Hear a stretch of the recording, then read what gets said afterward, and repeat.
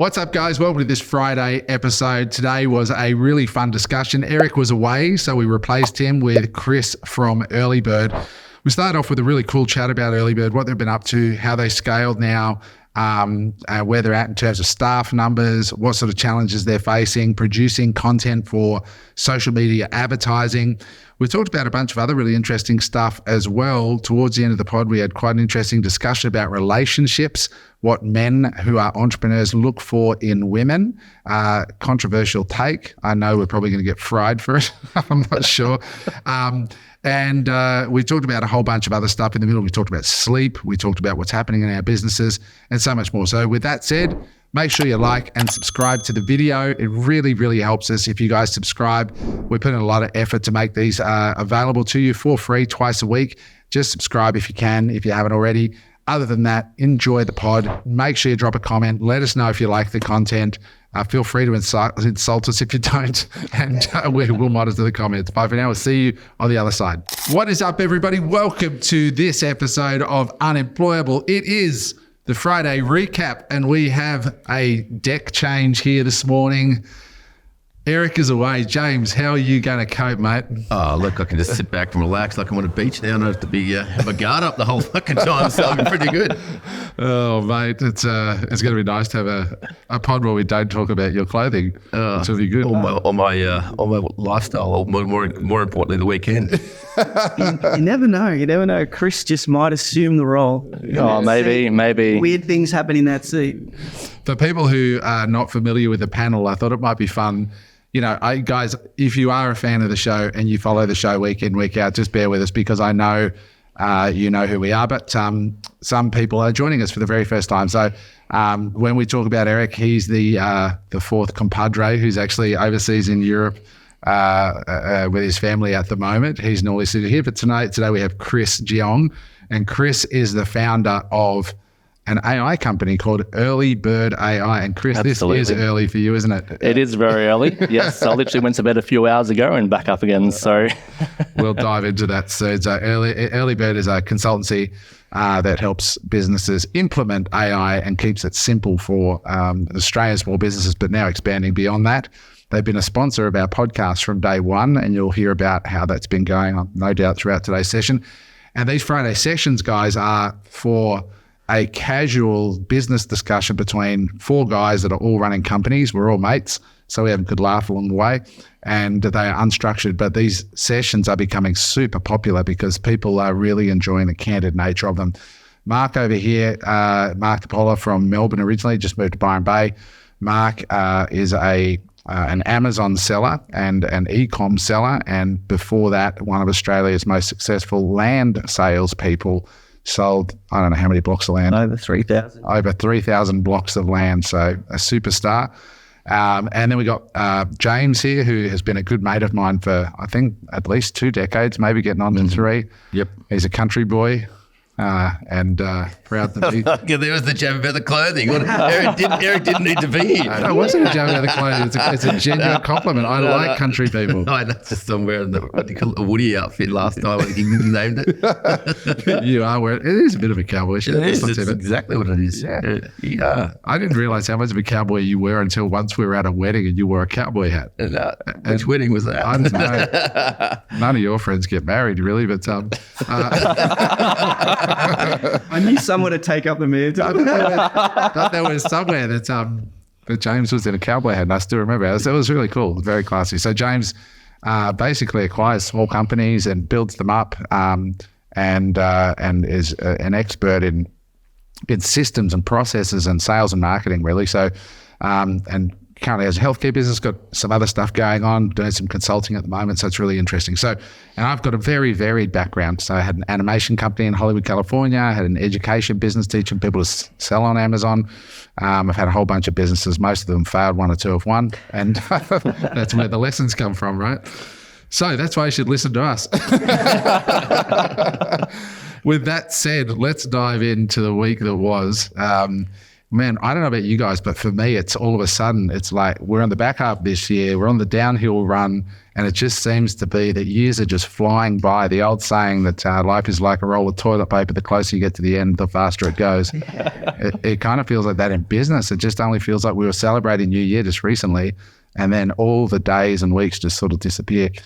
It's starting with you, Chris. I mean, tell us a bit about the what's going on at EarliBird. For those who don't know, why don't you tell us a story? Like, when did EarliBird start? What has been the journey so far? Just tell us where you're at inside the belly of the crazy little beast that it's becoming. It has been a wild ride. I think we officially opened up in March of this year, which is, approximately 5 months ago, thereabouts. And look, it has actually literally just been a massive, downhill slope of just wild ride, trying to hold on while we're, cruising through. So this last week especially has been massive for us. We've brought on a whole bunch of new clients, which has been incredible, but also growing the team even further as well. We've brought on, I think, about 4 or 5 new people in the last week and a half alone, across sales, also ops, and also dev. How many people are there now total? I think it's around 15. Right. Yeah. In 5 months. Yes. from zero to that. And the crazy thing about it as well is not everyone came from an AI or a dev background. And so we've had to really bring people up to speed with AI, but then also the practical AI applications into business as well. And it's been sort of assembling the plane as we've been falling down and getting it flying. And it's been absolutely incredible. This last week, we just shot some ads as well for the very first time. So gearing up for the big last quarter.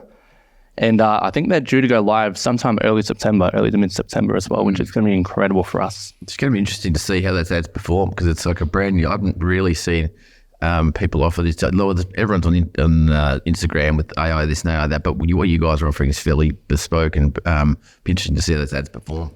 Yeah, it was a really interesting process for myself as well. So we had obviously Richard, we had Adam, yourself, we had Jordan, and I think Kayla, I think it is as well as a whole bunch of other people there just for the ads, and just the attention to detail that was required to get them to what we think should be the right level and the right standard was incredible. Just all the different, obviously the lighting, the angles, the cameras, what we're saying, how we're saying it, what we're showing, all those elements to get a simple 60-second video. The amount of work and effort that goes into that has been mind-boggling. And it's been really incredible just seeing behind the scenes of how all that comes together, and just watching you obviously doing a lot of the directing behind the scenes was incredible as well. That would have been your first rodeo of watching. Of that level, yeah, absolutely. Yes. It looks seamless when we watch it, when someone else is doing it, but when we try and do it ourselves, we realize how many takes there's sometimes. Absolutely. But even just like getting everyone to that point at that particular time as well, and freeing up that space to make it available, it took almost the whole day, 3/4 of the day just to get them shot. To shoot 5 ads. Yeah, correct. Yeah. It was interesting because for people watching going, how do you actually do with that? It starts with putting a date in the diary and saying, guys, this is the day we're going to shoot. Now you've got a deadline. And then we're like, all right, well, who's going to be in it? What's going to be said? Yes. And I think the overriding theme for the commercials was we wanted to show the actual AI working, not talk about it in an abstract way. James mentioned there's been very few ads of AI on social media. The ones that have been there have all been educators selling courses on, AI and education, but not actually agencies selling solutions. Correct. And so we wanted to take a leaf out of Hormozi's book, which was not talk about the solutions, but actually show them on camera.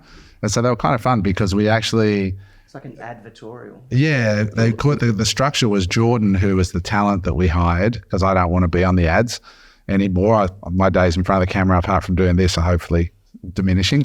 And Jordan would basically go, hey guys, if you've got a small business, you've got to see this, come and check this out. And then he'd walk over to Chris's desk and Chris had the big thing set up and I was the client, because I am actually a real client with the toilet business.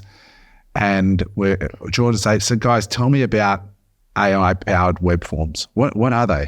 And then I would say, this is my website. I sell toilets online, and our web forms, people fill them in, and then you wait, and the next day or an hour later or whenever our staff get a chance, we give you the answer to the question. Whereas an AI-powered web form answers the question immediately by text or voice, so that while the customer's on the website, they can immediately engage and lead that client to a sale.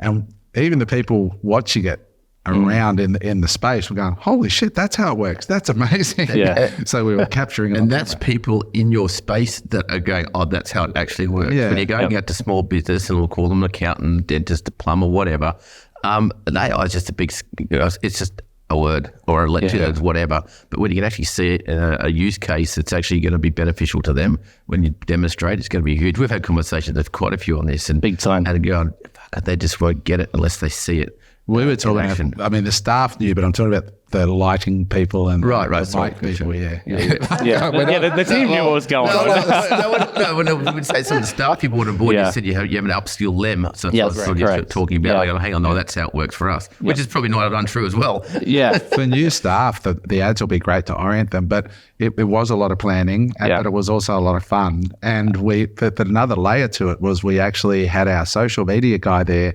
shooting the ads. That's the best content. And so we had this BTS behind the scenes content being produced. So we were playing 3D content creation on that day. It was Then if you're a student of Mosey, like you did a specific pod in this probably a couple of weeks ago, just about the amount of content people are making out.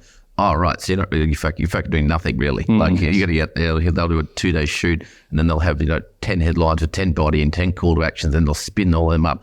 And off they'll go, then they'll do that. And he said, they should do that every single week. You're not really in the game. I'm That's like, it. wow. So then there you become an ad machine. Yeah, it's very similar to what we did. And I know Hormozy, he says it's basically more and better. Yes. So how do you do more of that and how do you do it better? And I think after we see the performance of this first round, we've got to gauge what we need to do better and what we need to do more of as well. And better will be defined by putting them into market, seeing which ads perform and iterate on the winners and kill the losers. Did you go full polished and also full raw as well? Or is it fairly polished? We did a bit of both.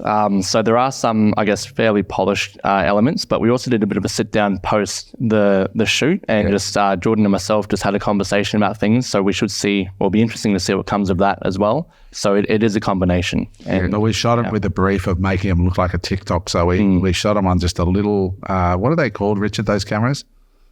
The ones that we I think shot on? they're DJI. DJI, just the little DJI. Yeah. And we wanted lots of movement. In the brief that I put together, I gave it to everybody, was sort of the high smile ads. The shot looks like it's on an iPhone.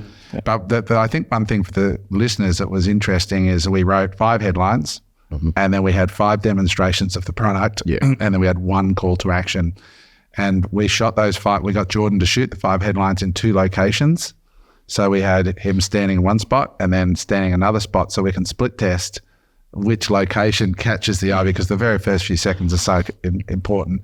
So we had 5 headlines and then the 5 bodies, and then we can switch the headlines onto each of the bodies, giving us immediately 25 ads. And then you layer that we've got 2 different hook locations. Now you've got 50 videos from 5 headlines and 5 body things. So are these all just for social ads, or are you going to put some YouTube ads up as well? Or right now, all is social. But look, I think once we've got that established, we can then start running them on YouTube as well. Because YouTube's a powerful platform, obviously from past experience, but it can take a little bit longer to get established on there and see what works. Sure. The beauty of social is it is so instant. People are looking at the first few seconds all the time.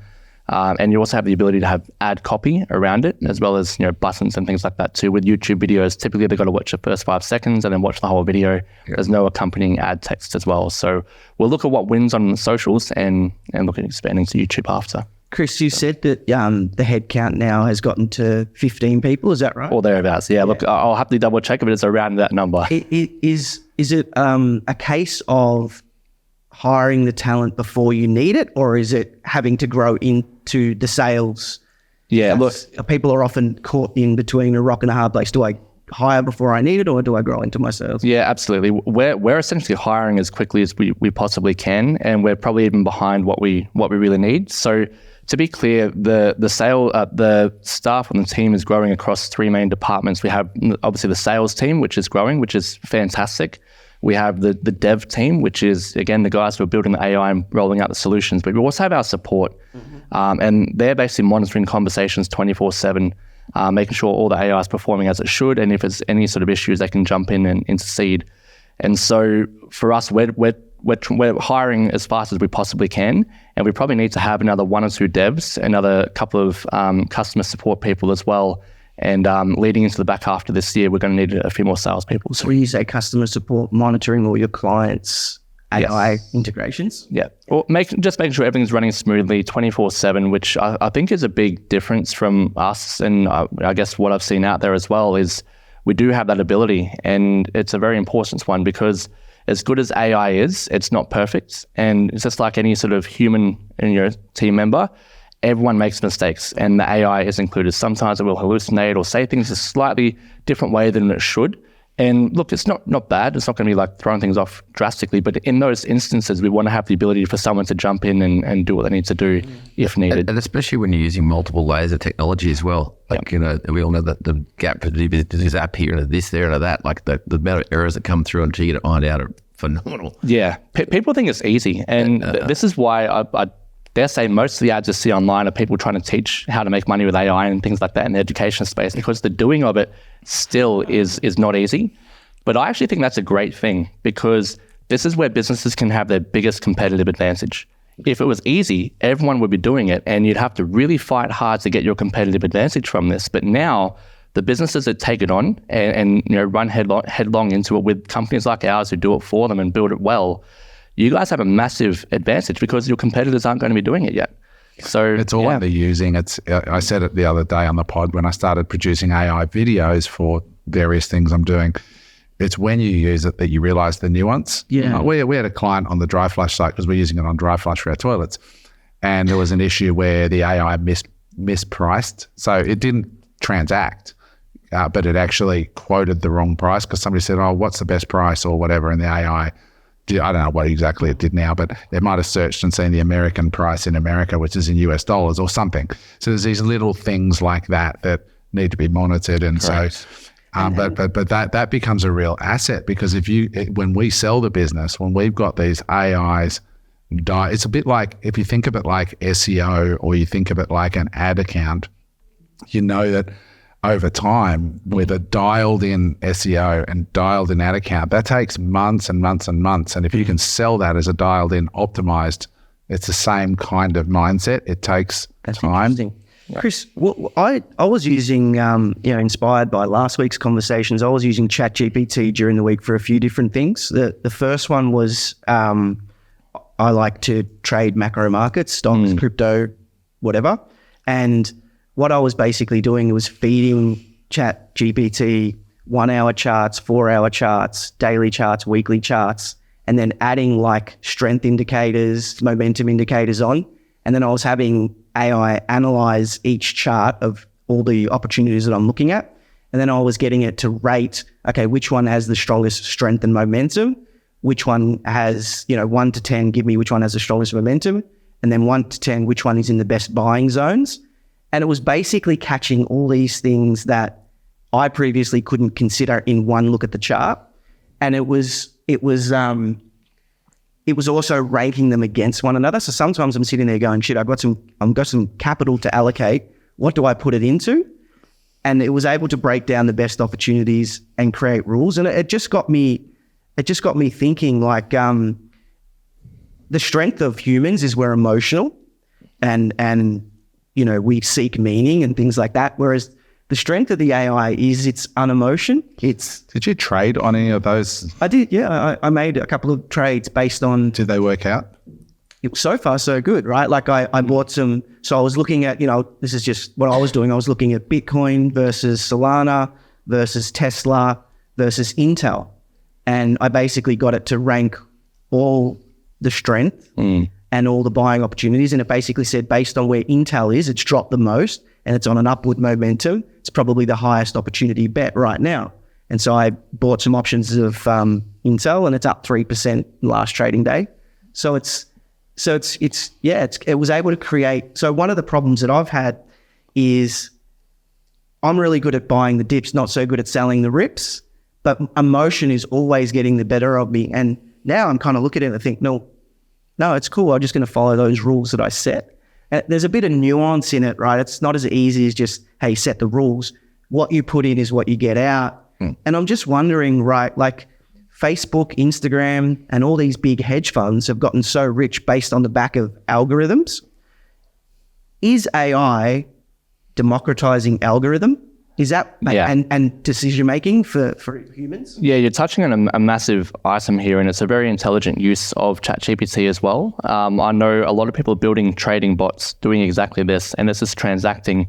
They're doing 1% to 2% per day, which doesn't sound like a lot, but that's per day. Only to an uneducated person. Yeah, It doesn't sound like a lot to me. That sounds like that's a hell of a huge. lot. And it's exactly because they're doing things like you're doing there too. But as you just alluded to, you do still need to know what to put into it and also what good looks like. Because to the untrained eye, like I dare say, if I was to look at that, I'd go, I wouldn't even know what I'm doing. But if you have the trained eye and the knowledge to put the right input in, you can do really well. I would suggest definitely leaning into that and building out your own trading bot, because it can execute those trades on your behalf extremely quickly. That's you just made a really important point. I see a business opportunity. That's right. Here. There are plenty. You just made a super point, right? Like I see jail. People are doing it right now. So yes. Jail. Yeah. No. I didn't quite understand some of the indicators that I used to look at on my charts. And so what I basically did was say, hey, ChatGPT, can you explain this indicator, what it means, where I should be looking to buy, where I should be looking to sell? And it was saying, typically, when the relative strength index gets under, and it was teaching me on the go. And I took your inspiration about getting taught in real time as you're watching the videos. And I thought it was incredible. And the other use case was I rewrote my bullets for an Amazon listing, and I asked it to use Seth Godin's voice. Oh, wow. And I asked it to use David Oglesby's voice. And then I kind of merged. It's amazing when you do that, right? It's so I'm just laughing at myself because I thought, I remember being there last week with ChatGPT and I was like, can you make a CSV file? Yeah. And it's like, yes. And I'm like, yes. Like, here you are talking about trading us to do macro trades between global assets. I'm just like such a retard. The crazy thing apart from that as well is the fact that it is free. It is democratizing all this, and whether you want to use it for CSV files or trading, you absolutely can. Not taking advice on this shit from I think when you understand what you actually want it to do and then articulate it, and then you get the best results out of it, it just takes time on the platform to go through and use it. And there's a shitload of prompts all across the internet now. Everyone's got them, but they're starting to get really, what would be the word? They're starting to become very normalized now. There's not this wild GPT. If you want to learn something, put this in there. If you want to, calculate something, put this prompt in there. They're starting becoming very same now, which is good. That's so you don't right. have to become this genius prompt engineer. So using it for that sort of environment that you've got, you just copy paste all your prompts in there. You actually now train the GPT. So you can ask the same shit every time instantly. So it's again, it's in the doing though, isn't it? Right? Like 100%. You're saying, it's all become same, but there are a lot of people listening who haven't really spent much time in it at all yet. Yeah, and you've really got to get in there, because what Mark just said there, where it starts teaching you, Mark, maybe you want to think about this and think about that. You're just like, wow. I mean, I wonder whether you can get there's obviously some really smart people doing long form content around macro trades and markets, whether you could put the YouTube link in and say, analyze absolutely. this video Yep. and tell me on the base, because there's certain videos that I watch that I send to Mark in the space of Bitcoin that are really technical and it'd be great to get you can ask it, tell me what I need to know from this video or this transcript. And then you can also say then you can ask it, what do I need to know based on my current positions as well? Yep. And instantly it just... It's a big part of what we do, actually. We call it just-in-time learning. And so there's a great tool called TurboScribe, which allows you to transcribe lots and lots of videos at once very cheaply. I think it's like $100 or $200 for the year, for US dollars for the year. And you can transcribe unlimited videos. So we're getting all the libraries of Hormozy, all the things on YouTube, and we're just adding them into these transcriptions. And guess who's learning a lot of things very, very quickly and just as we need them? It reminds me of the Matrix, right? Where AI just gets plugged in with a cord and I know, he's going to fly a helicopter. But that's the thing. That's the thing. Like when you go, right, are you familiar with Alex Hosey's $100 million office? Yes, I am. Great. Show me that you understand it. Now, great. Now act as a copywriter, and then drop it in there. But you've got to still run your eye over it. But what it does do for stuff like you're saying, it's sort of, I didn't even think about it that way. But now now do that, so you're aware of it. You understand the logistics behind it, now just go and do it. And the time it cuts out is incredible. So that's don't miss that point. What James said there. Now go and do it, because a lot of the stuff the AI can actually do for you now. Once you understand it, code a website, and then so firstly understand what you're trying to achieve, then show me the output. Now go break it down and put it in action. Like it's a pretty logical 4-step process to get to where you want to go, and then you can get in all sorts of fucking rabbit holes, which is a bit fun, but. Depending on what you want to do. It's to your point, Adam. It's those who optimize this early are the ones that are going to win, right? It's like when Google Ads were 3 cents or Meta was 3 cents a setting it up. We're at that point with AI where it's your idea to take all of Alex Hormozzi's library that he spent 15 years teaching, and now AI can spit out those prompts onto what to do in your business without watching 15 years worth of content. Well, this is the thing. This is where I was getting at. So, sorry to interrupt. It's kind of like with business, right? You can either learn something yourself, or you can pay someone else who's learned that for you. So you're basically buying their time learning. With AI, we're also condensing that amount of time. And so think about, I guess, the difference between someone who's using AI in this way to learn, and not just learn, but learn faster and faster and faster and faster, versus someone who's not using AI at all. The difference isn't going to be just linear. It's going to be absolutely exponential. And it's the same for businesses as well. I can show you the difference, right? Look at Ray Dalio, which is one of the first guys to use algorithms to trade financial asset classes. He's a billionaire, and the average investor, still... It seems a bit counterintuitive, but this is like, I've got a consulting role I'm putting together at the moment. And there's a specific case here where there's a lady, she's trying to work something out. And I'm said, do not try and work it out. Work out who knows the answer and fucking ask them, because you're going to spend 4 hours trying to work it out. And the answer's already there and he's available. I mean, this is a really base level of it. But then you have that overlay in there, I go, who would know? Or we use GPT to start with, and who else would know from there? But yeah, trying to work shit out yourself these days is a fucking waste of time. Yeah, completely. What was that? Like it's in certain circumstances. No, I agree with you. Once you surrender to the fact that you're dumber than the AI, in a lot of cases, way dumber, yeah, and that you start to become superhuman. What the unlock is, there is a helper there that is smarter than me, and I can get way more done than I possibly thought. It's just so many of us are so conditioned to doing it all from a blank piece of paper, and it's just the world has changed, and it's really powerful what it can do from a marketing point of view, sales point of view, social media point of view.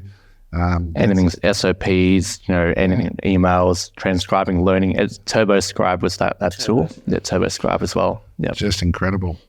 So what else is going on in the worlds of our businesses? So first of all, Chris, congrats on your early success. The offer, by the way, for those ads is it's an ad that shows one of 5 or 6 really marquee products that these guys deliver that pretty much all businesses can use. So you see the use in a real business. We actually show you it working on the ad, and then we go click on the link around this video to get a free audit with EarliBird AI. Very simple. And then it just goes through to a booking page where they ask questions and then qualify them for a call, and then the salesperson does the call. And is it still a 2-part sale? Yeah, it depends. So basically the whole purpose of the call is really to find out about the business and how we can help them. And so if the guys determine that we can help them then and there on the first call, they will make the offer. And we're actually having a few of them come through. And for me, I'm loving it, because with my abilities, it was always 2 calls. When you get some guys who really know what they're doing, they're doing it in one. And so they're able to find the information out, match up our offer with their needs, and close the deal then and there. And it's resulting in some truly incredible, like really happy businesses and clients, because they're loving the experience. I think when you, I guess, as someone going through the sales process, when you're in the hands of a professional, it really makes you feel a lot more comfortable being on the other side of it, because you know that they know what they're doing, and you know that they've got your back in a strange way. But yeah, look, it's definitely, it is 2 call technically, but the guys are getting it done in one, and we're just finding the needs and meeting them with our solutions. I think that's good when you get your actual product offering right, so they're super clear on it to start with, and then they're trained up enough to go, all right, needs, outcomes, price, and also then laying that price barrier, because it's like, well, then to wrap that in a one call is a pretty crafty sales guy. and then go, okay, well, the comparison, break that from price comparison, you're saving X, Y, and Z. Let's move forward. And having the balls after the sale on the call is half the issue with salespeople, especially with a high ticket. So, we got some weapons. We got some really good people on the team. Totally. I bet they're good. Yeah. It helps when you are literally selling something that does genuinely help. And that's, and I think those demos, again, in sort of talking about what it can do in an abstract way. So look, go to this website right now, click that button and watch what happens. Like when we did the talking website demo, people just go, oh my God. Like when you click a button on the website, like we're installing it on Dry Flush, where it says, talk to someone now, and you go, oh, okay, click the button, and then the website says, hi, this is Adam from Dry Flush, how can I help you? And they're like, what just happened? It's like they're on a call, and then it says, just speak to the screen, and you go, yeah, I'm just inquiring about, do you have mid-black? Sure, yeah, actually we do have the mid-black, blah, blah, blah, blah, blah. Do you have any other questions? You know, and like you're just mind-blowing when you actually experience talking to a website in real time with a completely natural Australian voice that has almost no latency. And so those types of things when you can actually show them. But I think it applies to all businesses. The more you can show the outcome of the product, because people just want to know it works, it's going to add value. The next question is, the AI says, these your credit card details? I'll just swipe it for you now. I'll sort this for you. It can do that if they're on file. So that's what I'm saying. The next evolution of that in, say, 12 months' time, right, you're going to have this database of clients that are going to have real life productivity gains and statistical data showing you how much money they've saved or made. You'll be able to make videos based on that as well. Totally. Yep, absolutely. So there's a book on the desk here. I brought this in, guys, because I heard about this book on a podcast that I listened to. They were interviewing a guy called Andrew Wilkinson, who's a billionaire, very nice guy from Canada. And I really enjoyed the podcast. He was on with Chris Williamson of Modern Day Wisdom, which is... I listened to some of these podcasts. Really like it. I really like it. He's a very smart guy, Chris. Just on a side note, that's the kind of male role models I think we should be putting stock in, rather than people like Andrew Tate. Like Chris Williamson says a lot of the same things that Andrew Tate advocates, but he says it in such a positive way rather than a divisive way. Yeah, his pod's fantastic. It's very calming, and he's just super intelligent. But he had Andrew on, who I've heard a couple of pods with Andrew Wilkinson before, and I really like them. And Andrew recommended this book, which I'll just hold up for the camera there. It's called How to Get Rich by Felix Dennis. Now, for those listening on Spotify, on the cover is a atypical rich guy. He's got the orange tie, the bright orange socks, and he's sitting between probably two priceless antiquities on a Persian rug, right? So, and if you can get past the image of that and just read the book, the subheadline is one of the world's greatest entrepreneurs shares his secrets, and hint, you'll never get rich working for your boss. So this guy founded Maxim magazine and is one of the biggest publishers of magazines in the world in his day. Now, obviously the business has pivoted, but he made hundreds and hundreds of millions. But the reason I love the book is it's just so readable and real. There's no, you've listened to it. I listened to the when you had it in here. That's what I thought. You know, I said I know Felix Dennis. I picked it up, listened to it. It was one of my favorite audio books because, like, I listen to podcasts because they're small and they're snackable and they're amenable. And getting an audio book is easy when you're going for like a drive out of the country. It's like I've got 3 or 4 hours up my sleeve. I can knock it out in 2. There and back. But that was one of the ones I was just like, this is fucking awesome. The way he writes, it's just like he's actually a writer now. I was about to say, it's like a novel. Yeah. But, with use case for how to get rich. Because it's written by a Brit. I think Aussies and Brits have that similar humour, and they have no regard for niceties and being proper. He just, no bullshit, talks about this is how you get rich, and why being poor to start with is actually an advantage. And I've just really enjoyed it so far. So I thought I'd bring it in for those of you looking for a good reader who could listen. How to Get Rich by Felix Dennis. It's on the list. I'm getting that after this. Really good fun. Really good fun. So what else is happening in your weeks in business? What are you up to, James? And I actually, I think that I don't usually get all too, I'm usually pretty blunt and factual and whatnot, but I just had to have some time out this weekend. I was just cooked. I looked at the screen. I was like, I fucking don't want to see it for about 3 days. So Friday I took off, went out to lunch with friends. Saturday chilled. Sunday chilled. Didn't help with sleep, but Normal just take those days off. Just yeah. And obviously I was pretty useless yesterday as well. I had a cracking migraine, so it was just I think it's important to just cut it sometimes and listen to what's going on. So I got to say, people say how crazy I am with my hours, but I think James would be. I don't know about that. Mate. We've been pretty close. You're pretty nuts. Absolutely. So. But yeah, just when you get to that point where your brain's about to snap, you just go, I've got to take it out and just go for a walk and enjoy the sunshine and not check your phone. I think it's pretty important. Because your daily ritual is pretty hardcore. Like what's just for people who are listening the first time, what time of day are you at your desk? Usually by 4, 4:15, something like that. At your desk? Yep. And then work through uninterrupted till about 7:30, go for a walk, go to the gym, come back and get into the usual cut and thrust of what the business looks like on the daily, but just try to get that 2.5 to 3 hours of deep work in 4 to 5 days a week. Try to. Yeah. It doesn't always work out that way because as I said, sometimes you just got the brain just doesn't want to latch onto something. So go through the menial stuff, but that's about the size of it. What time do you hit the hay? Oh, I try to get in bed by 8:30, 9. So early rise, early bed. Yeah. And are you working? What time do you finish work? Just out of interest. Well, around I have a break for lunch around about midday. We'll get out of the house because I work from home, walk across the road, have something to eat, have a coffee. And then look, by the time 3 or 4 in the afternoon, you're pretty well, your bandwidth is snapped, you're down to paying bills and struggling without it. Like, that sort of model. And then you just go for a walk, get some food, come home and cook. And I think that's a really interesting discussion because a lot of people who are in full-time jobs, like I said this to Cass last week, my wife, and I said, man, I cannot imagine having to be at somewhere from 9 until 5 every day. I just cannot.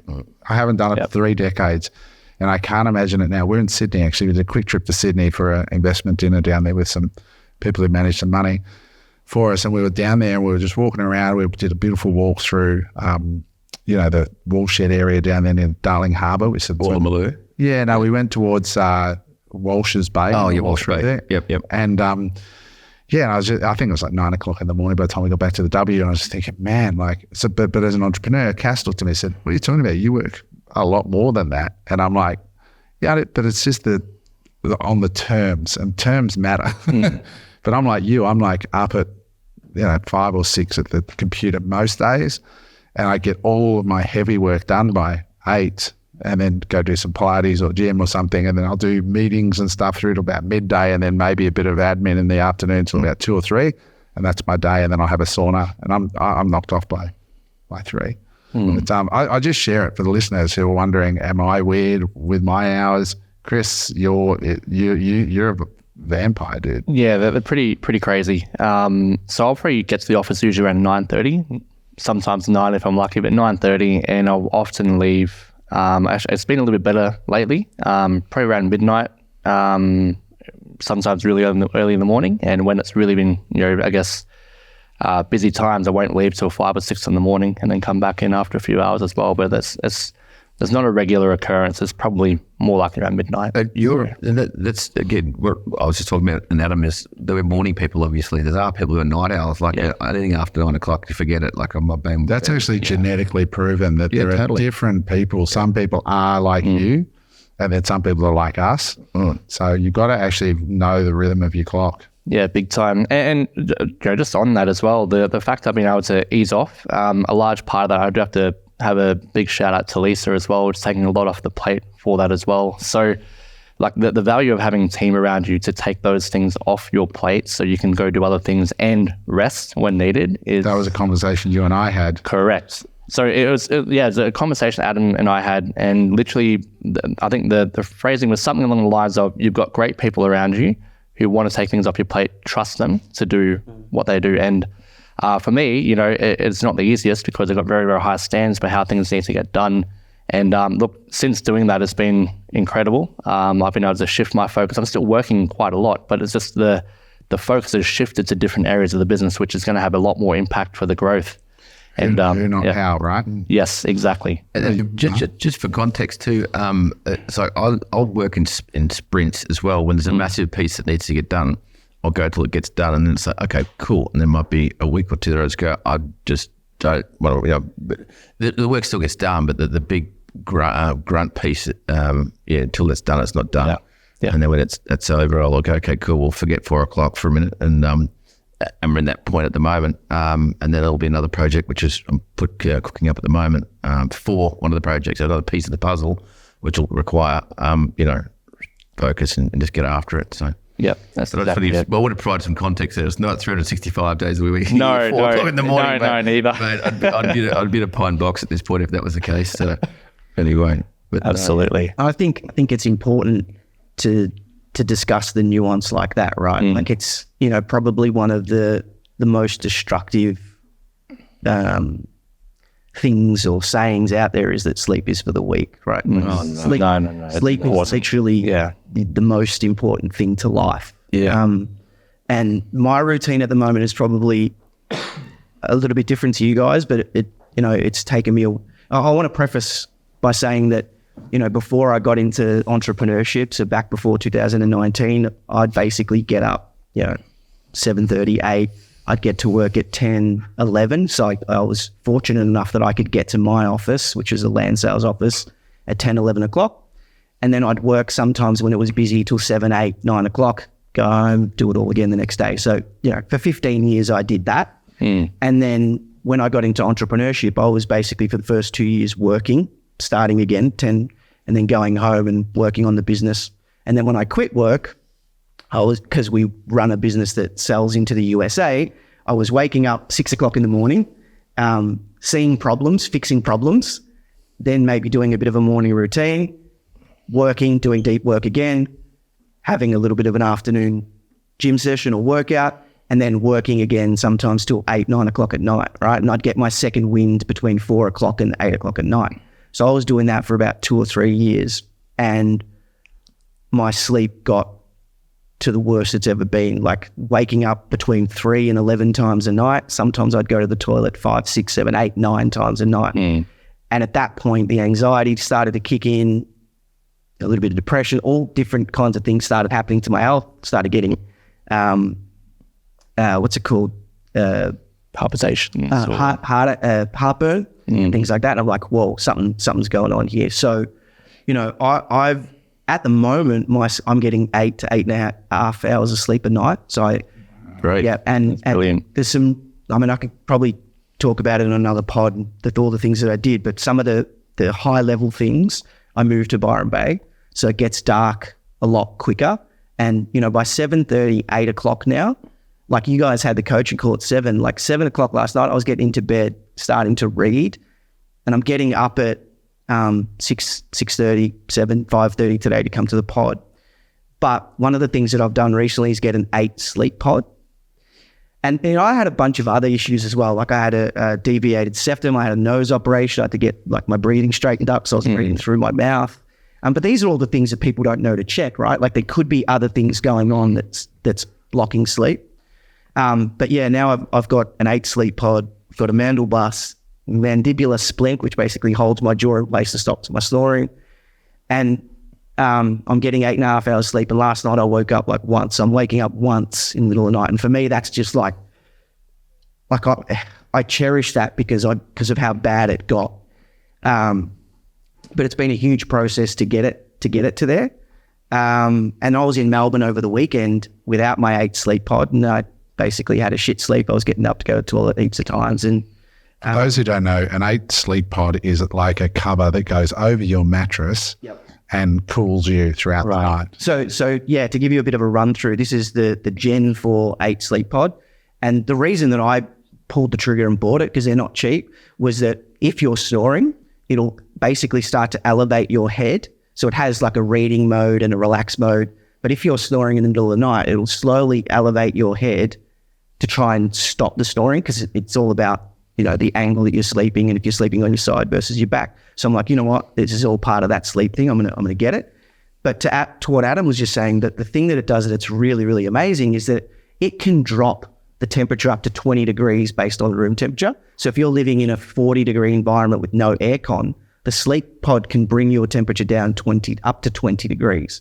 So it's scientifically proven that in order to get a long, deep sleep or REM sleep, your body temperature must drop. So if you're going to bed really hot and overheated and your body temperature isn't dropping, you're not going to stay in your deep or REM sleep for very long. So what the sleep pod does is basically set the temperature when you get into bed. And then as you get into a deep sleep or a REM sleep, it drops the temperature of the pod to keep you in that deep sleep or that REM sleep. And then as you're waking up in the morning, it slowly starts to raise the temperature, because I get cold in the morning. And so it has an autopilot. So if you're too cold in the morning, you can tap it 3 times and it'll heat up 1 step. And then it starts to learn your habits and what keeps you asleep. And it adjusts its temperature throughout the middle of the night. Now, your partner who's sitting next to you has completely different settings. So they can have it their way, you can have it your way. It's been incredible. What happens when you tap them 3 times? What are their settings? James never has a partner sleeping next to him. That's not in the instruction manual. Maybe I tapped him before more than 3 times and then... Oh, those poor girls. Oh, Jesus. So James's definition of foreplay. Are you awake? Brace yourself. Oh, that's funny. But so, yeah, that's very cool. And to be clear for people, the name, when you say pod, is a little bit deceptive. People might have in their mind that it's an actual pod that you get in and like Avatar style, but it's actually just a mattress cover, a smart mattress cover. The pod, it basically sits to the side of your bed and is connected to that mattress cover. And the mechanism for heating and cooling the pad. Is it quiet or is it noisy? You can't hear it. You can't hear it. I like it. The only thing I don't like is a subscription, isn't it? A subscription model you got to pay. I don't think it's expensive. It wasn't like anything more than like a Stan subscription or a Netflix. $10 a month or something. Oh, wow. I'll double check that. Maybe it was more. Interesting. Yeah, I think sleep's a subject we should loop back on, because I mean, you're talking about 3 guys here that all struggle with their sleep. And I think that's just part of entrepreneurship. When I go to bed, my mind is like a pan of popcorn. It just starts going pop, pop, pop. You know, like it's just... I think it's also different stages as well. You know, like I think we're in the real like acceleration stage. So we've got to put a bit more fuel, you know, to get us up into cruising speed and altitude. And so, yeah. The only thing and we can, you know, we'll have a separate discussion on it.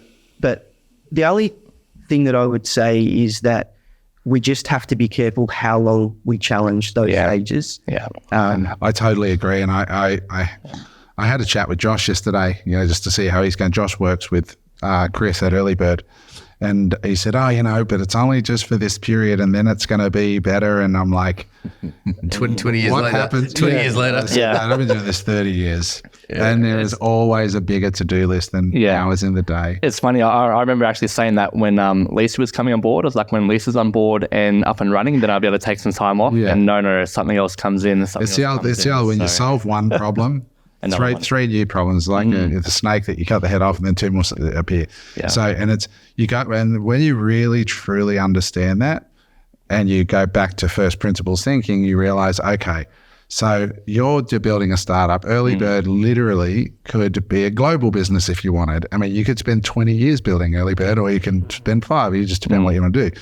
But it's way bigger than all 15 of you working 24 hours a day.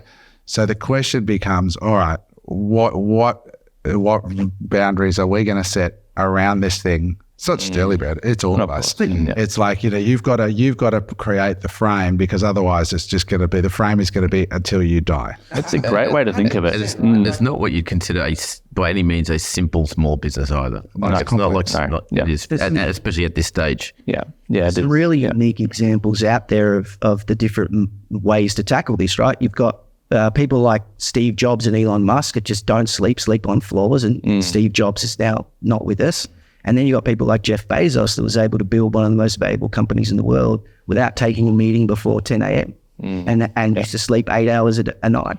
So it's very easy to say, you know, this is the way that it must be during this stage, but do you at some point have to really set some strong boundaries. It's actually interesting just hearing you say that, like, it's the framework you put around it, and you're spot on the fact that we could be working 24/7, expand the team, triple the team, and still not fulfill the market size here. Wouldn't even put a scratch in it. So this whole idea that it's going to be different when is wrong. Yeah, it's just completely flawed. Is it like, and feel free to push back, but isn't the whole reason that we get into entrepreneurship, isn't the whole definition of a good business a business that works without you? Yeah, right? totally. Yeah. If really you've got a business that you have to be on for 20 years, do we really have a business? Well, that's definitely an end goal. And then there's the reality that businesses need energy. They're like Chris's analogy of trying to get a plane off the ground is actually true. It takes all the fuel to get off the ground. But, I can say as an investor in EarliBird, or any of the businesses I invest in, I always want to make sure that the investment is safe. And when I look at you working through the night, I'm like, I don't mind seeing you do that for a short period of time. But I also want to make sure that from an investment point of view, you're not going to get cancer burnout or burnout. I'm not even joking. When I talk to my doctor, he says, Adam, you got to understand, I see guys like you through this all day and stress is a killer. And I'm like, yep. And he goes, no, Adam, stop. Hear what I just said to you? It literally creates chemicals in your body that will kill you through disease. And I'm like, fuck. Okay. And you really got to, I want the entrepreneurs out there to hear this because it can actually happen. Just a couple of points to that about a business is something you can operate without you, all that sort of good stuff like that.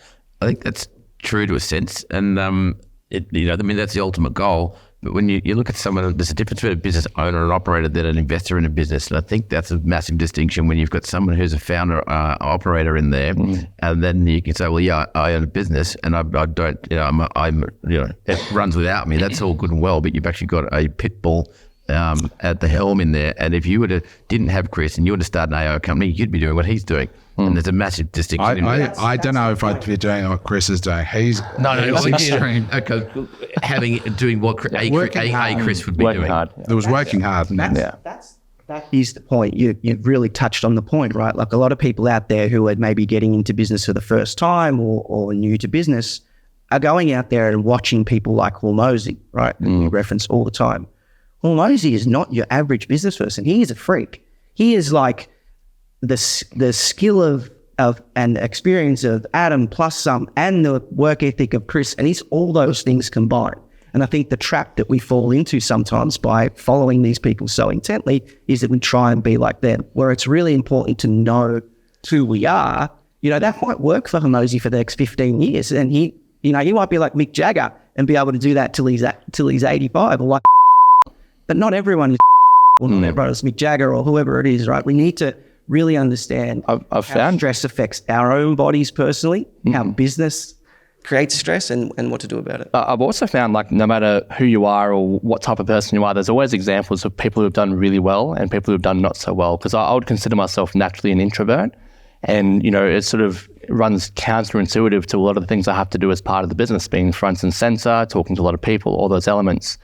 But you look at Hormozy, he's also, I would consider probably an introvert as well to some degree, because he just wants to do his work and hang out with his close friends and family. So to your point earlier, you can find people who have worked crazy hours and become successful, and you can also find people who have not worked crazy hours and become successful. No matter what your type is or what your style is, you'll find someone who's made it and someone who hasn't as well. That's an awesome point, and I think you're right. I think we need to work out what our style is and what gives us juice. Because if working those long hours is giving us the juice and it's giving us fulfillment, it's giving us life, then it's probably healthy. It is. I asked Josh, how is he going? He says, I actually love it. I'm really enjoying it. His mum doesn't love it so much. To see him there. But he says he loves it. And being a young man and working hard, there's nothing wrong with that. Yeah. But the only thing I would say to everybody out there is that you do need to sleep as a human being, and you do need to eat, and you do need to exercise. So make the little effort to eat well. Yeah. and to at least exercise a bit. I know you go and do charity work with the dogs. Yeah. Which is probably part of your sanity. It is definitely part of the sanity, like getting out and walking around and patting the dogs. One of the other things too, with Wayne, who's been on the podcast, we have like a little bunker group, and it's funny. I was saying to them last month, it's like an accountability group. And I was like, I can't exercise because I'm not sleeping very well.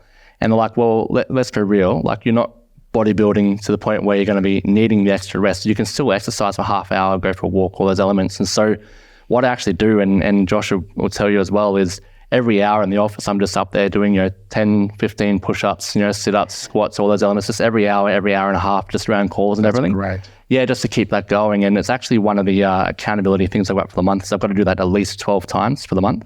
Otherwise, I'll lose a couple $100 that I've got in the pot. So it's a great point. And obviously, if we've got some time, it'd be good to sort of maybe talk about some frameworks. That accountability group is a great idea, because it's amazing what people will do to not lose $200 to their mates. Oh, absolutely. Well, it's $1,000. It's $1,000. Tell us about it. Yeah, well, so obviously Josh is in it now too. So Wayne and I started it with another guy called Dan last year, and it was absolutely brilliant. And we now got Jamie as well. Jamie from Goldie Caravans. From Goldie Caravans. And so every month we catch up on the first of each month, and we say, okay, these are our goals for the month. This is what we're going to do. If we do those, and we put $100 into the pot each and every month. If we achieve those goals, we get our money back. If we don't achieve those goals, we've lost our money. Now, if no one achieves their goals, that money stays in the pot. If one person achieves the goal when everyone else doesn't, they get all the money. And so this is August is our second month. We started July, so back half of the year. None of us achieved our goals last month. So now there's $1,000 sitting in the pot ready to go for this month here. So we're all very incentivized to lower your goals. Well, yeah. I was literally about to say, lower the bar, win the money. There's a bit of that, and there's a bit of maybe some friendly sabotage as well here and there. But no, it's not. The power of that is, it cannot be understated. Yeah. There's so many groups, especially, I don't know whether it's the same with women, but I know men will go the ends of the earth not to lose $20 to their mates. Oh, yeah. It's so funny. When we play poker. Or 700 in poker, as it turned out. Get fucked. Honestly, God, James rinsed me. Did you lose 700 or did you win? I lost 700. I just said, yeah, you just well, just give me the cash, just forget the game. But he doesn't just walk out and take my money. We're out for lunch and he goes, he's paying the bill. He goes, thanks, Adam, I appreciate it. As he pays it. It reminds me of it every day. Oh, that's brutal. Yeah, I think it's probably just a bit of a level up though. Like you've stood and cleaned a few of the people at that table more than once. So, well, that was back when James actually was part of our poker group. So James came in saying, I've never played poker before. He came to the end of the year tournament, second game that's at my house. We have 2 tables going, and James walked out the grand champion. He cleaned out 2 tables. Everybody walked out with all the money. And we're like, this guy knows a little. Maybe he's just boxed us from the start. Poker face. So, but it is really good. So, guys, anything else that you want to add? I mean, I'm a bit boring at the moment. Dry Flush is just in momentum stage. It's building really well. We took another order from BHP this week, which was really exciting. EarliBird's going well. It's in high intensity phase. The pods. I guess I've got a question for those watching and those out there. If you'd want to know more about sleep protocol and things that I did to kind of turn my sleep from insomnia into 8.5 hours sleep a night, put it in the comments and let us know, and I'll put something together. I know also for me personally, I'd love to know more about the framework, and I'm sure we'll have the conversation off camera as well, just about how you set those frames and stick to them as well would be absolutely incredible, and I'm sure others out there would get something from that too. Yeah, unfortunately for most people, Chris, they set a frame when they get cancer. Yep. And that's actually what happens. Yep.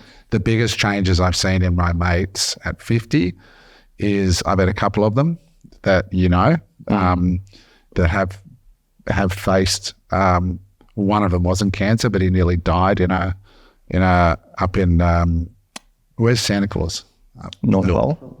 The North Pole, yeah, but I mean, there's actually a town that you can take your kids to. It's I can't think of the name, but the whole village. It's up in Norway or Finland or something. A very successful friend of mine and a really great guy. And he went up there with his daughter. He had his daughter late in life, and he took her up there, the whole experience in Lapland. It's called Lapland. So he took his daughter up there and then got to the hotel room and collapsed and spent 3 months within an inch of his life because he got I think it was a staph infection or something, and nearly ate his spinal cord out and nearly killed him. And just completely changed him. You know, he still does really well in his business, probably as well as he's ever done, but all his priorities changed. He sold the property that he was living in. He moved to Bali for 2 years. He's traveled the world. He just was in Chicago and he watched Metallica concerts back to back in Chicago. He's a massive metalhead. And it's just, his priorities just massively shifted. And I think that scare had a huge amount to do with it. And another very, very close friend who you know really well, got a very big scare as well, changed all his priorities. So I sort of put the warning call out there, and I've seen it. I've seen friends sadly take their own lives. I've seen people get sick because we think we're invincible. And so the rules are really just understanding that your business is it's as big as you want it to be, you know, and this idea that it'll be better when is just completely and totally flawed. And it's okay, what are the big rocks that go into the bucket first? And the other one I think is, it's not just health, there's also family. You know, like I met Cass late, and we're, you know, had I met Cass younger, I probably would have had kids with her, but I didn't have kids and I didn't have a family because I left it so late because I was so focused on business. And I think I see a lot of guys that it could really quite easily slip over to that point where it is too late if you do want to have them. And I'm kind of been I was very no. And then as I've had Cass and Josh, I've really enjoyed developing and having a very small taste of fatherhood with Josh at the end. And it's been great for me, great for him, great for Cass. And I probably would have had maybe one or two with her, but I'd hate to think somebody who really wants kids and then they lost it because they were like, James, no danger of ever feeling regret there. But no, in all seriousness, that's a decision you're very happy with. But there are some, and I support that as well. I mean, but I think there are some men that are going to wake up at 45, 50 and realize, oh shit, I've left this too late. I think just really sitting down and putting those things, because business can, a guy like you're a smart guy. So, you know, you can do amazing things in reasonable time frames and really being introspective about why we work as hard as we do. And sometimes we're working from, like, I remember working my nuts off. And then Tony Robbins' seminar one day said, what drives you? And I realized it was an argument I had with my dad when I was 15. I'm now 30 and a multi-millionaire at that time. And I'm still working over an argument 20 years ago or 15 years ago. I'm like, oh, I better rejig this, you know what I mean? It's so when I was going through the stress and anxiety a year or so back, I realized that a lot of what drove me and made me who I was tied to that little boy in the car that was getting yelled at when he didn't have a good soccer game. And I'm like, okay, this is great. It's got me to where I am, but it's not going to get me where I want to go. And that's when I started to shift my priorities. I would just say as well to the women out there, not just the men, but the women out there that have felt shame about, you know, Eleanor Cardone, Grant Cardone's wife, was on there talking at the 10X conference about the shame she felt about being just a mom. And I would encourage anyone out there that is thinking about being just a mom to replace that just with a more empowering word like that's incredible, strong, unstoppable, proud, superhuman, great leader, because that's truly one of the most important roles out there. And although with great opportunity comes great responsibility, right? And now women have the opportunity to build careers and women have the opportunity to go down the business path. But, you know, don't for a minute ever think that having kids and being a mum is anything short of superhuman. Honestly, it's one of the things that when I look at my wife and I look at Cass, it's one of the things that made me fall in love with her being a mum, and like when she talked about the sacrifices she made bringing Josh up, I could see that with my own mum, and I saw that in her, and I just love that about her. I love the softness in her as a mum and the care and the, the care, So, and I think there's not a lot of that dialogue for women these days. It's, you got to be powerful, you got to be strong, you got to be equal. And, but actually men also really want feminine women. I talk to a lot of guys actually who want kids. Like, I know you want kids, right? I know my friend Wayne wants kids, So we've spoken about this, but I think we really, at some point, need to get Dom and Cass on the pod. Oh God, good luck with that. Well, for Cass, I'll sit that one out. but no, there's a real. I think, Mark, I think it's an interesting discussion, and that really those are the things, because in marriage, what keeps a marriage, in my opinion, is respect for your partner. Like, being hot and all that it goes so far, right? But when you deeply respect your partner, and when I look at Cass and the way I see her care for me and care for Josh, and the way she is, and being a mum, I think changes a woman. And I certainly was my experience when I was dating. I actually was looking to date a mum, but as I got older, because when you've been in business, I think you get beat up so much as a man. And I think when you have a child as a woman, you also get your beliefs beat up, and you start to realize, hey, there's more to life than being hot, and you become a much more complex, different person. And as men age, I really believe, most men except Leonardo, most men as they age, because they've been to war, they've had the shit kicked out of them. It's nice when they can see that the woman has had their ego beaten up a bit as well. And that might sound really negative, and that might not have come out how I wanted, but it's really tough to date somebody who's shallow when you've been in business and you've had your fucking nuts kicked in and you've been beaten down, you've had your ideas shot down, you've had your dignity taken from you. And then when a woman has a child, it kind of has some comparables. I'm going to grab that soundbite just FYI and repost it just in case. Somebody's going to slice it, maybe look like a total asshole. That's called a bit of fucking leverage, I think.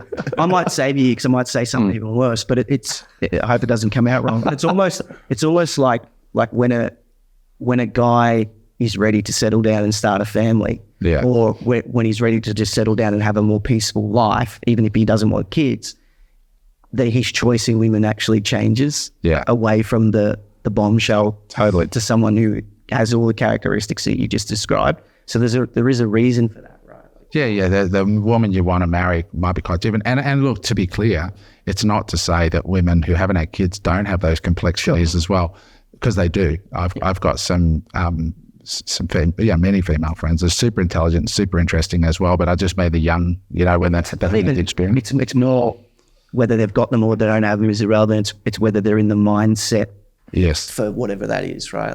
And just been through some stuff. It's kind of like, the military veterans, unless you've been shot at, you don't sort of relate. Same with people who've been in the ring and fighting. Unless you've been in the ring and fighting, you sort of don't relate with people as much. So similar sort of thing. Best life coaches are those who have been through the shit, right? Yeah. Like all that kind of stuff. You mean the 21-year-old on Instagram's not for me? Fuck.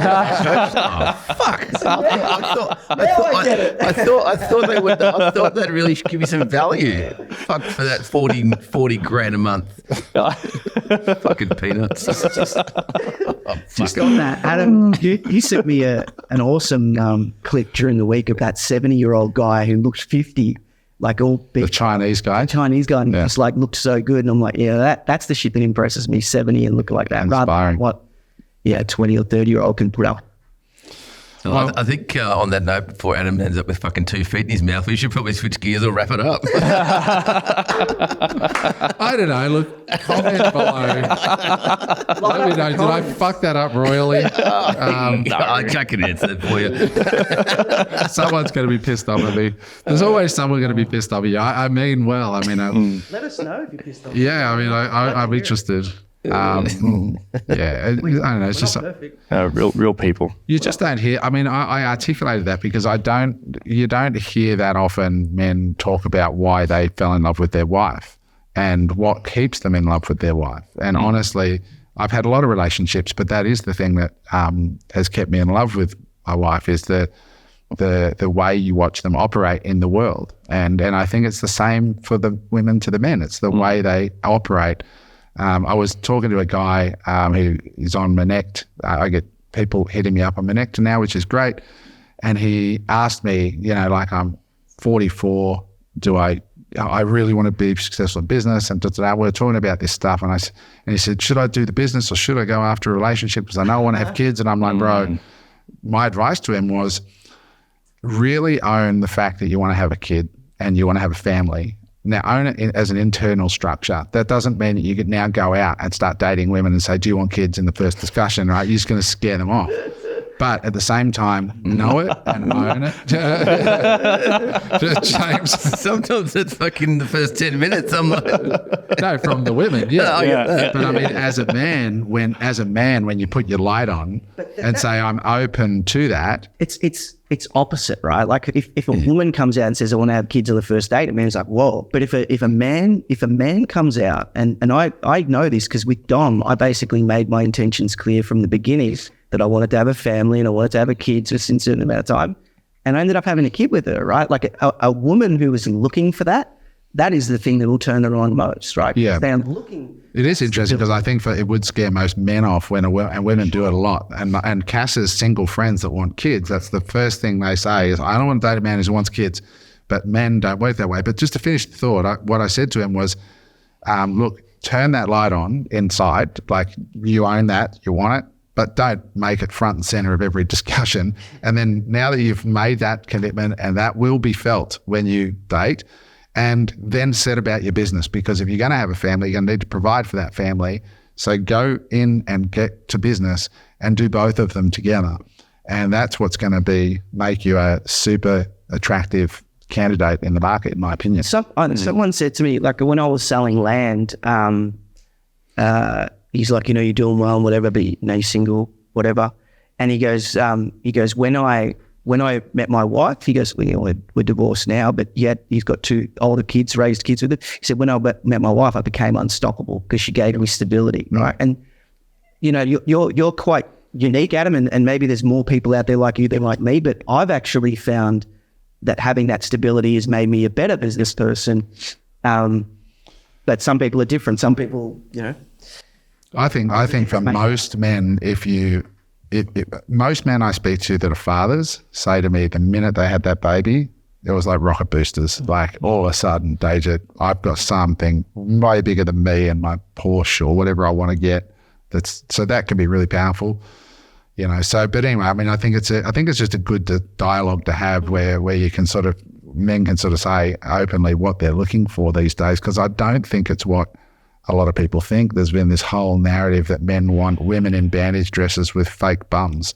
It used to be fake boobs, but I think bum surgery is now bigger than boob surgery, which I read. And I don't think men really do want that. That's what's gotten me into Chris Williamson, the way he talks about all these issues today and what women want and what men want, and he goes into the science and not the science, the stats behind what they really want, and it's quite surprising. It's so fucked up. Like, so many women feel really bad. I have the number of women to contact and say, I feel really bad about saying I want a man who can provide for a family. And I'm like, why? Like, that it's always like they shouldn't say that, and men shouldn't say, I want a woman who is going to look after a family. If I have it with her, I'll take care of that and you take care of that.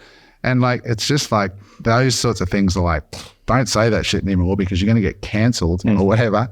That's the problem.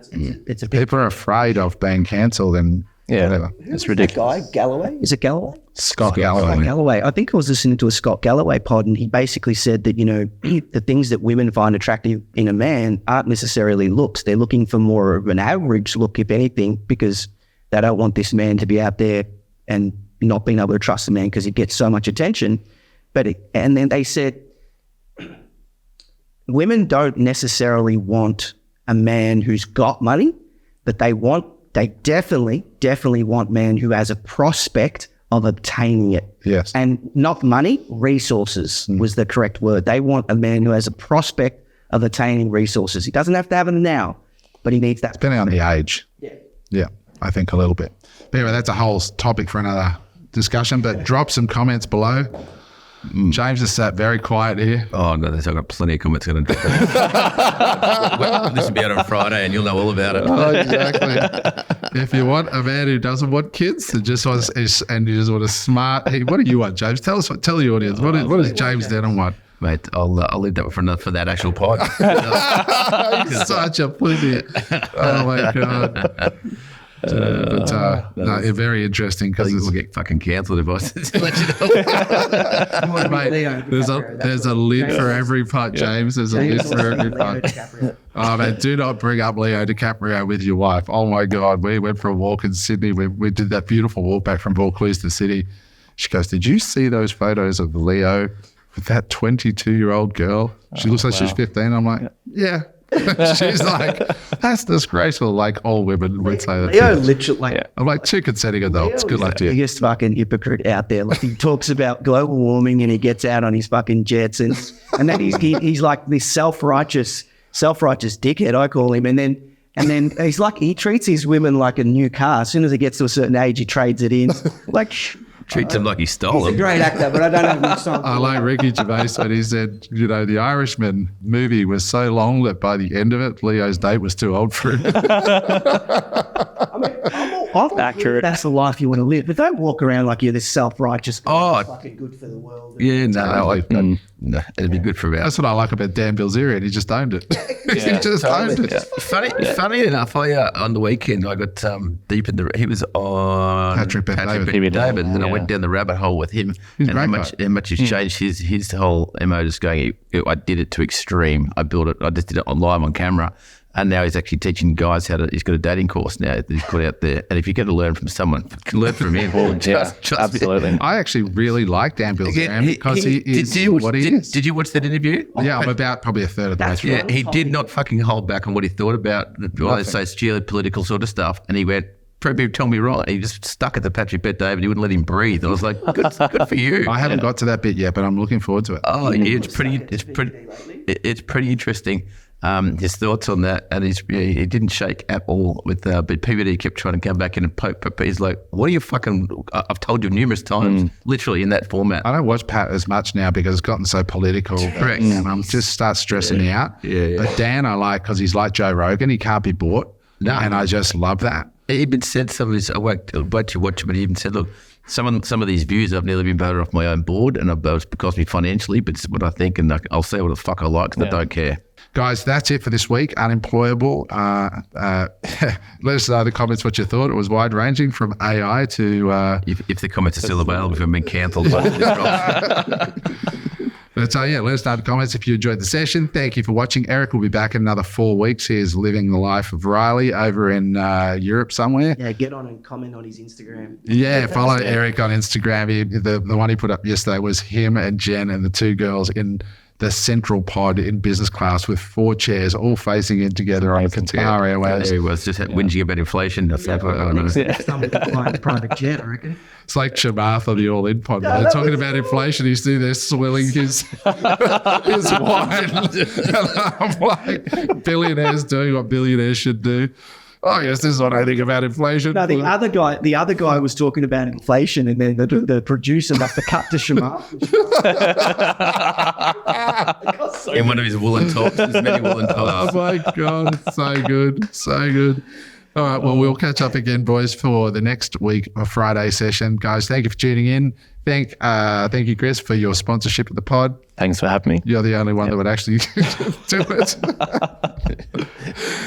Don't bring the invoice out now. Just wait for later. Yeah. If you do want to talk to Chris or the team, go to EarliBird.ai, and it's early with an I, not a Y, so EARLI, EarliBird.ai. You can talk to Chris or one of the team members. And guys, thank you for your support. We are getting toward 4,000 subscribers.